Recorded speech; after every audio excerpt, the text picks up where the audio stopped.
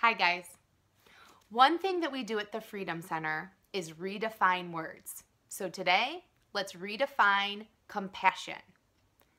Many of us use the word compassion, many of us hear the word compassion, but not all of us understand what the word means and how Jesus used the word and what that word meant to Jesus, which is the most important. So today, let's look at Matthew chapter 9, verses 35 through 37. Now this is just one example of Jesus and compassion, but let's look at this one. I'll read it to you and then we'll talk about it. So, let's see, 9:35 through 37. Jesus went through all the towns and villages, teaching in their synagogues, preaching the good news of the kingdom, and healing every disease and sickness. When he saw the crowds, he had compassion on them because they were harassed and helpless, like sheep without a shepherd. Then he said to his disciples, "The harvest is plentiful, but the workers are few." Now, I know you've heard this taught on. This is a pretty popular scripture, but let's look at it focusing on that compassion. So, many times we think compassion is a feeling, but it says that Jesus had compassion on the people, or some translations say he moved in compassion. Now, when we look at that phrase in the original text, it means a feeling and an action, but the feeling came from the bowels. Now, today, in our culture, in our time period, we use the heart as an expression of our emotions. I love you with all my heart. My heart is breaking for you. But then, in that culture, in that time, it was the bowels. Now, I want you to think about the bowels. When the bowels speak, I mean, let's just be real, people. You move.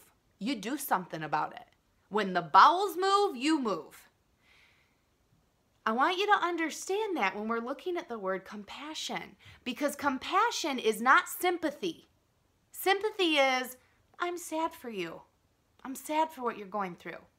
It's not even empathy. Empathy is that I understand what you're going through. Maybe I've even been through what you've been through. But compassion is an action. Even if you look up a definition of compassion, it differentiates it from sympathy and empathy. So I looked it up in the dictionary. Let me read it to you. The response to the suffering of others that motivates a desire to help them. So when we look at Jesus was moved with compassion. Jesus had compassion. And so when we see healings, when we see the kingdom, all those things that Jesus did that we saw manifest on his time, with his time on earth, he moved in compassion. He didn't say he moved with sympathy. It said compassion. It was something he did. He saw a need and he met a need. Now, that might be a little different than our understanding of compassion. If we have compassion on people, if we see a situation and we say, I have compassion for them, then we're moving on their behalf. And so that's not, because I can see some of you starting to get riled up. She's telling me I have to work. Now wait a minute. Even Jesus said, man, the harvest is plentiful, but the workers are few. No, I am not saying you have to work for your salvation.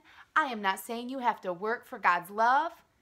But when we see something that needs done, when we see someone hurting, when we see someone without, then we do have a responsibility to say, Lord, what's my part? That's moving in compassion. And maybe it's speaking life and identity into someone. Maybe it's buying them a pair of shoes. Maybe it's taking them dinner. But compassion is an action that we're called to move in. Because we are the embodiment of Christ. We are the hands and feet of Jesus. And so maybe we just redefine compassion. Maybe we've been using the word compassion, but we've really been operating in a place of sympathy for others.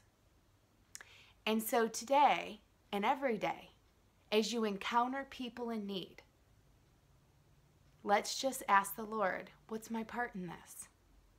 Sometimes it might be financial. Sometimes it might be you speaking into them what you've been through, what your experience is, just showing them love. But we do have a part. Be blessed.